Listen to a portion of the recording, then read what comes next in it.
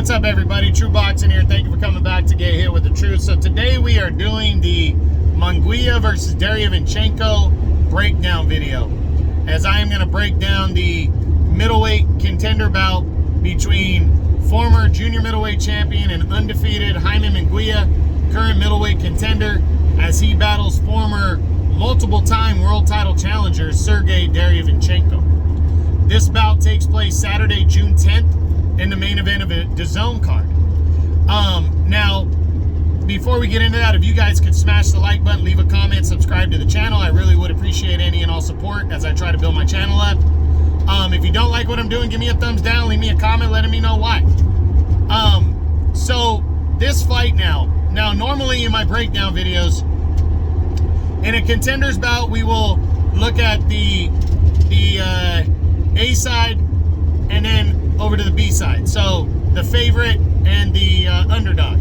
So we would start with Munguia in this video and then Derevyanchenko. But prior to that, I'm gonna talk about what this fight means to boxing, to the middleweight division, and then I go into each fighter individually, let you know what they've done rolling into this fight, how active they've been. Usually we look at their last 3 fights, and then we discuss you know, the same 5 questions between them. Then at the end, it's is it better for boxing if one or the other wins, and then finally my prediction. So getting into this fight now, Munguia versus Derevyanchenko. You know, I'm excited for this fight, I really am. But, you know, I don't know how excited everybody is for this fight. I guess in terms of Jaime Munguia, it's exciting. Now let me explain that one. Jaime Munguia has been brought along very protected. Very protected. He started off hot, you know, he kind of came out of nowhere years ago. I want to say it was 2018 when he stopped Saddam Ali after Ali had defeated Cotto at 154 to capture the title as an upset. And, you know, he came in, pulled out the victory, and went on like a 4, 5, 6 title defenses. Then he moved up to middleweight. That might have been 2017, actually. So this is like 6 years ago. The guy was very young when he won his first world title. I think he was like 20 or 21. And nobody really saw that one coming. Then he kind of took over. He defeated solid, you know, a couple solid guys like Liam Smith. And then he moved up to 160.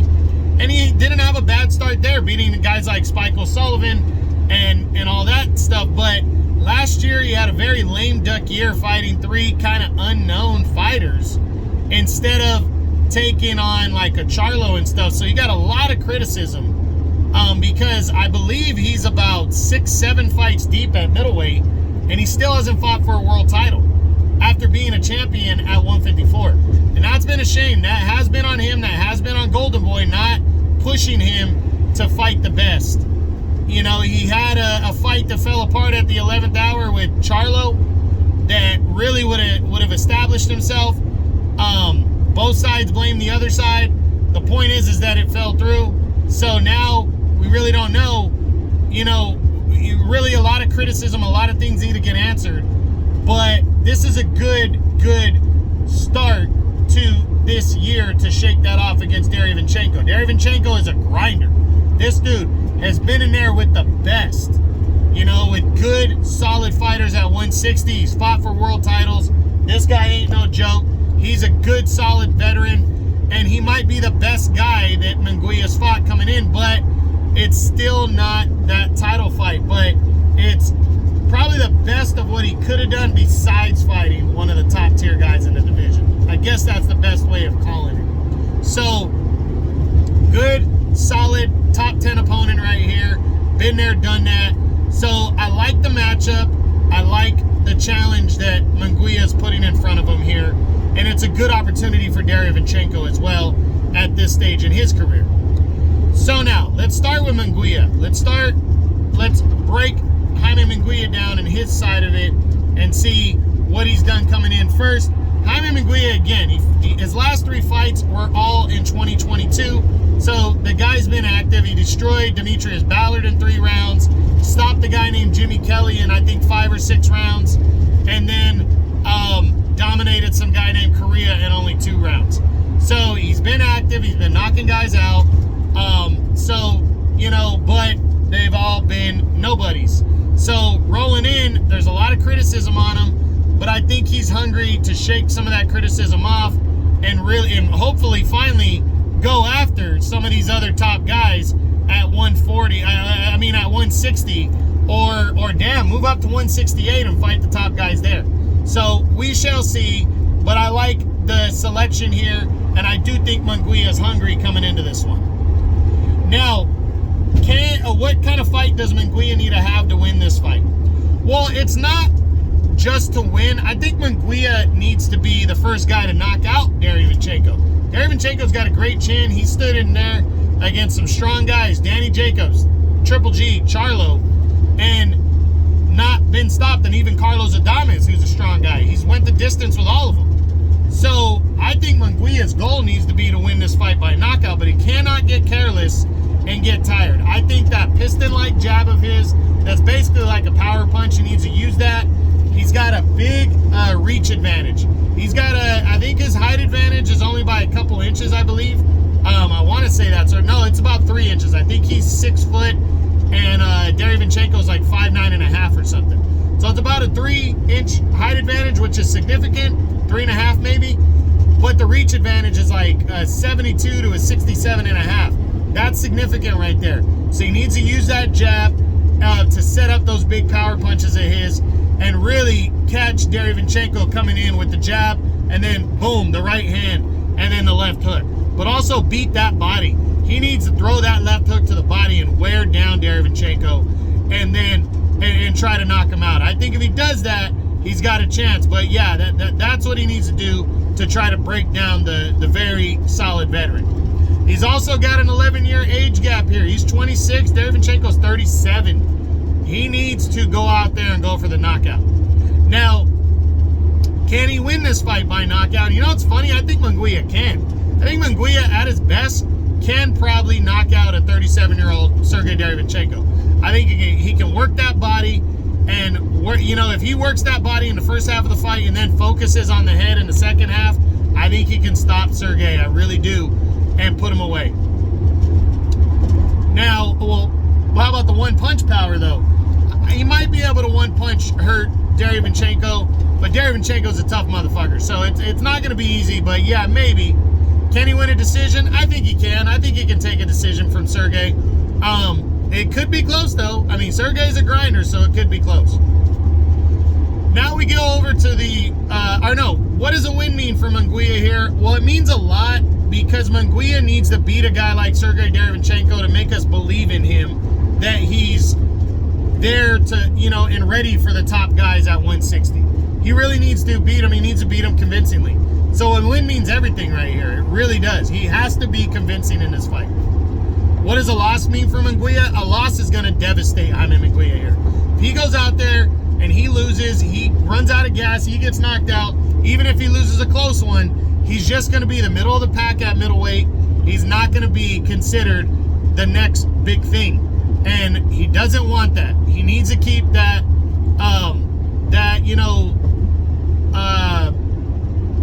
image. He needs to keep that bravado going, that he's the next guy. So he cannot afford to lose this fight. A loss will be devastating, any kind of loss.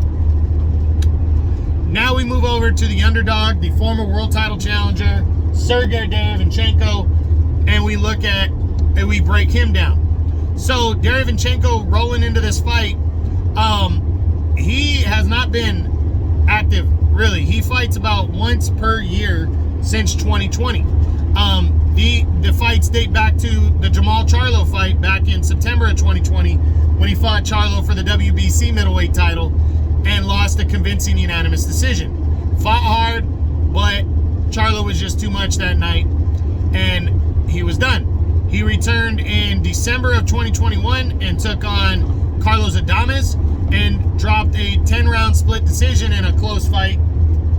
And so that was, I believe that was 3 losses in 4 fights. And then finally, he he returned last year against Joshua Conley and got a 10-round decision victory over him, a convincing one. to get back to his winning ways. Now, Derevyanchenko, again, inactive, and he's lost 4 of his last 6 fights. So some people might be like, oh, this guy's... No, but look at who he's lost to. Even at 37, you can write Derevyanchenko off going into this fight all you want, but this dude's a player, man. You know, he has lost to good competition. His last 6 fights, he lost to Daniel Jacobs, who was very good. He fought him hard in that fight. It was ruled a split decision. I didn't think it was as close as the judges, but he lost a split decision to Jacobs for vacant IBF title. Then he fought Triple G for the IBF title a year later. Almost stopped Triple G in the second half of the fight. Very close fight. Lost the decision. Got put down once in that fight, but showed a shitload of heart. Fought hard. Lost to Jermall Charlo, who was at the top of the division at the time for the WBC belt. And then he's lost to Carlos Adames, but Adames is considered top 3 or 4 right now at 160. So this dude has lost to good fighters at 160 pounds. So you cannot sleep on Sergey Derevyanchenko coming into this one. He's hungry. He's been there. He's done that. He's used to this role, and he is not afraid. Now, what kind of fight does Derevyanchenko need to have to win this one? I think he needs to get inside the height and reach, and he needs to work the body. Work the body, make this a toe-to-toe type fight, you know, and just use those veteran techniques that he has. Use those against the younger fighter. Try to wear him out. Munguia hasn't been 12 rounds since he beat Gabriel Rosado a couple years ago, and, you know, try to take him into the deep waters and drown him. That to me would be the best bet, just to get on the inside and really test Munguia's power, see if Munguia can hurt him. I think that's what he doesn't need to be completely careless, but he needs to keep his head down, and he needs to throw those shots, get inside of that reach, and really test Munguia's chin, see what Munguia's got. Now, can Derevyanchenko win this fight by knockout? I think if he catches a careless Munguia, he might be able to hurt him and put him down, maybe put him away. I think it's more going to be wearing down a guy like Munguia. Wearing down, making it a tough, rugged, inside fight, wearing him down, stopping him that way. But it ain't going to be easy if he does that. But I think he would be able to put him down and stop him that way, maybe. Can he win a decision over Munguia? I think he can. I think Derevyanchenko can make this a close, rugged battle on the inside, and I think he could probably win a decision, but I don't think it's going to be easy. I think it would be close. But yeah, I think he might be able to win a decision. What does a win mean for Derevyanchenko? It means everything. It probably gets him his 4th world title shot if he beats Jaime Munguia here. And if he beats him convincing, oh man, it's going to be the biggest win of his career by far. And he'll definitely put himself into title contention right there. Absolutely. So, yeah, a win would mean a lot. 37 years old, he needs this win if he wants to be taken serious going forward.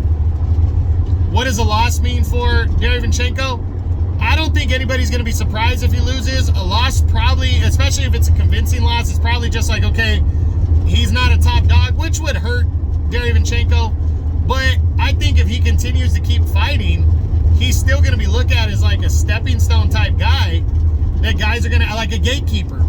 And you can make a lot of money in that role. So I don't think it's going to hurt him too much, especially knowing this role and everything. I don't think it's going to hurt him this much because I don't think many people are expecting him to win.